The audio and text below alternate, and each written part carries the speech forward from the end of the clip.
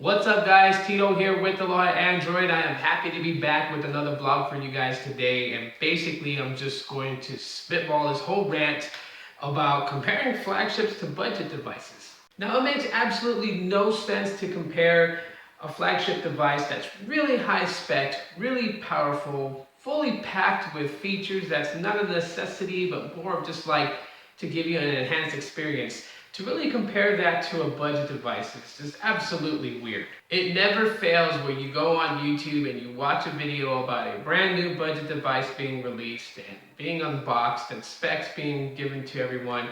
And there's always those people that jump in there and say that they're watching it from their S7, or it's not better than an S7, it's not better than a G5, or you should go and get an S6, or you should go and get the G4. Believe it or not, there are people out there that are not concerned about flagship devices, and they really don't want flagship devices pretty much jammed down their throat every time they're looking to get a new smartphone. There is a class of people that just want an Android device that's going to do what they want it to do, and if they can save themselves some money, well, then they would really love to know about it. And so when people do unboxings and reviews of this stuff, you know, it really doesn't add anything to the cause as far as showcasing a new budget device to someone out there when you've got a bunch of people that's always talking about flagships.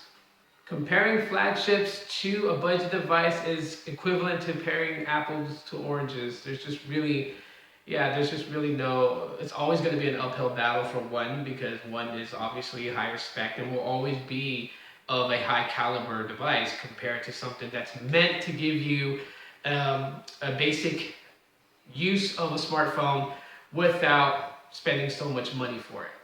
But does it make it that budget devices are bad? No, they're actually not. Like I said, there are people out there in the market for these devices. If there wasn't people in the market for these devices, then these devices would not exist. Companies wouldn't waste their time building these devices if it wasn't going to make them some sort of money. What's also funny is when people will state things like, for instance, take Samsung for example. Samsung releases tons of different Galaxy devices, and there's people out there that will basically state like, oh, well, Samsung's creating too much generic devices. Where I really stopped to actually scratch my head, because I'm thinking to myself, where is this a generic device? If it was like made overseas in China from a company that no one's ever heard of that's supposed to mimic a Samsung device, then yes, that would be considered generic. But, the Galaxy Prevail LTE or the Galaxy J3 or the Galaxy J5, like these devices are not generic. They're not knockoffs from the Galaxy S6 or S7. They are Samsung Galaxy devices. So for people to call them generic budget devices, they're not really generic. They are budget, but they are not generic. All in all, basically, when there is a new budget device that is released, like I said, it's just pretty weird that people will actually compare it to a flagship. And really, it should never be that way. Flagships should be compared to other flagships.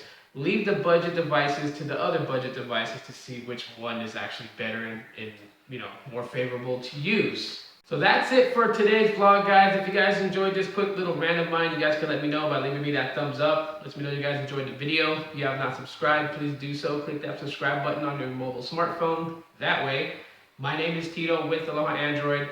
Thanks for checking out today's vlog. I'm glad to be back, and you'll see me in the next one.